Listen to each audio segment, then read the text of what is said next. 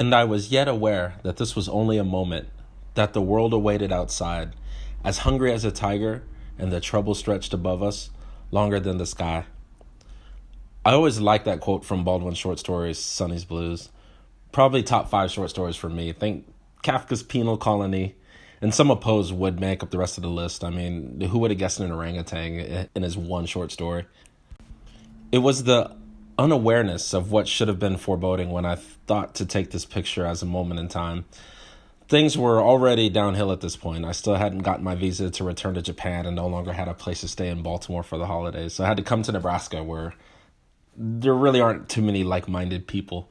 Still waiting for the visa, the virus just changed everything. And what a time to be stuck in the U.S. for the first time since 2006. What year was it when you left the States for Argentina? Anything in particular you miss? For me, it was a combination of live sports, my grandparents, and cheap beer. Like a six-pack of domestic over in Japan cost $15. So yeah, it's been a weird year. This is the most insular I've ever been. With no friends, my resolution, I guess, was to learn how to play chess. Duchamp is one of my favorite artists, mostly because he's about ideas, and a lot of his work just stems from the everyday. Love how he quit art to pursue chess, but find the thinking involved quite similar. So not knowing the rules, I bought a few books, got some apps, and just been playing. Funny, like my art, I immediately became attracted to the classical styles of players like Dewey Lopez, Tal, Capablanca, and Pillsbury. And also, because supplies are cheaper than the US, I managed to actually make my own chess set. Amazing going to hardware stores here with an imagination. Do you play chess at all?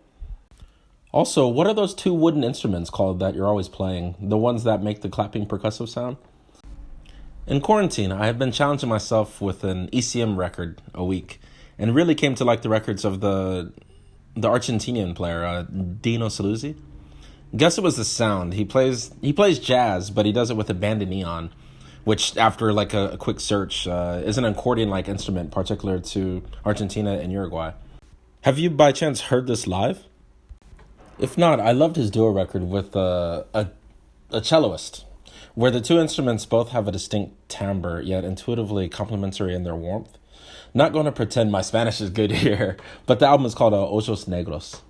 Speaking of music, I saw your comment on the lyrical structure of that Kendrick Lamar song, Fear, where he talks about fear at age 7, 17, and 27. And he does this by increasing the complexity of the rhyme scheme according to the age. In 2020, we really needed a new album from him, as the most upsetting thing during the pandemic has been the death of George Floyd. To watch all 8 minutes and 46 seconds of that.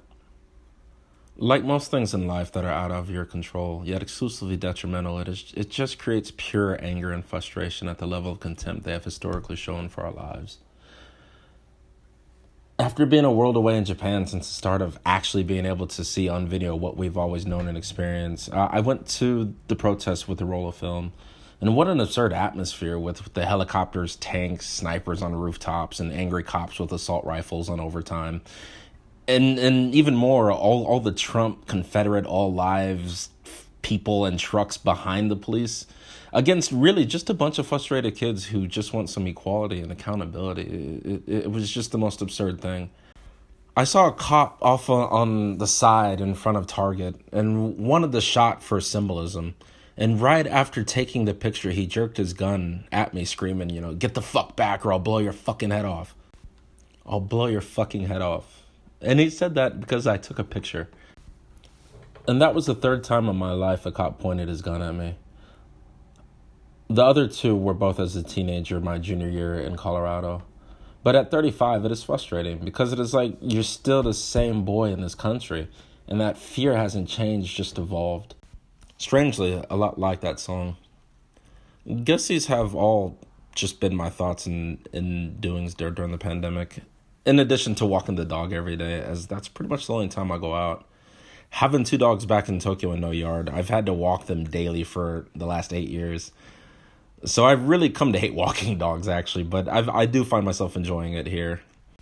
And with that, man, all the best, and hope to hear from you soon.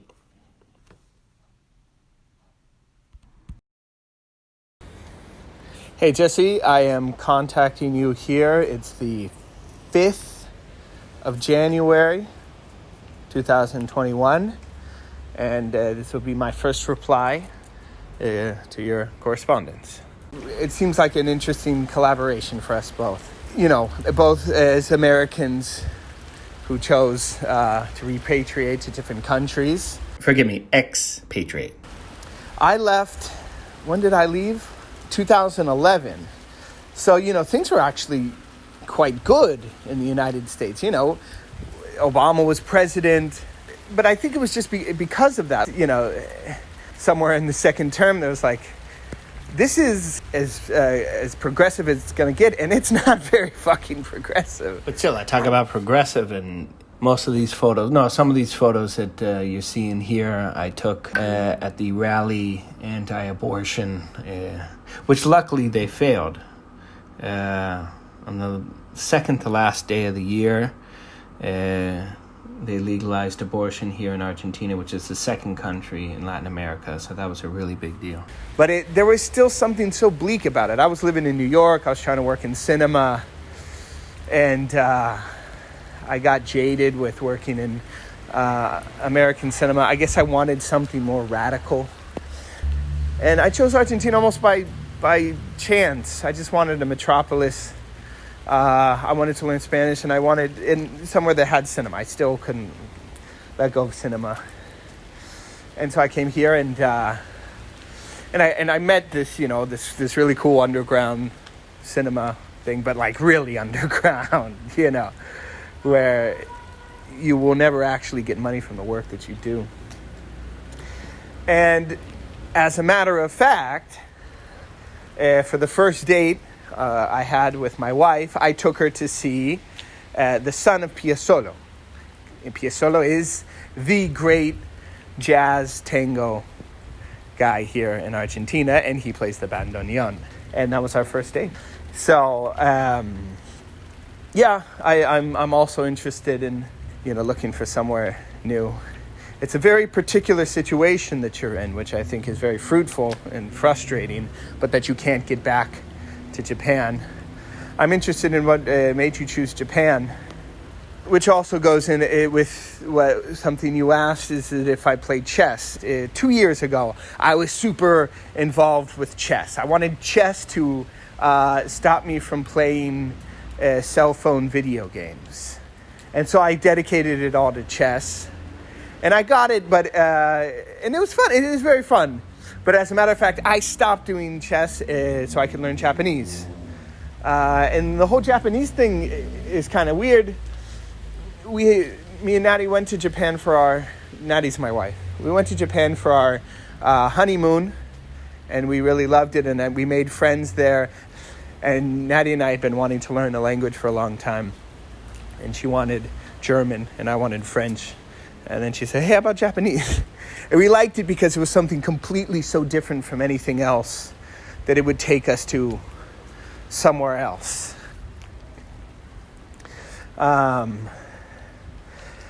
It was very difficult for me to watch what was happening after the George Floyd killing in the United States and being so far away. And it was horrible. But at the same time, there was this power, seeing this younger generation, an inability to accept this kind of oppression and things like that. And so I've been, I'm very hopeful of the new generation. But I guess I would like to ask more, how you feel in Japan. Is it a place you can live? You asked me what I miss of the United States. Not much, man. I go there every now and then. And it's come to the point where every time I go back, the Americans seem crazier and crazier to me. They just seem crazy.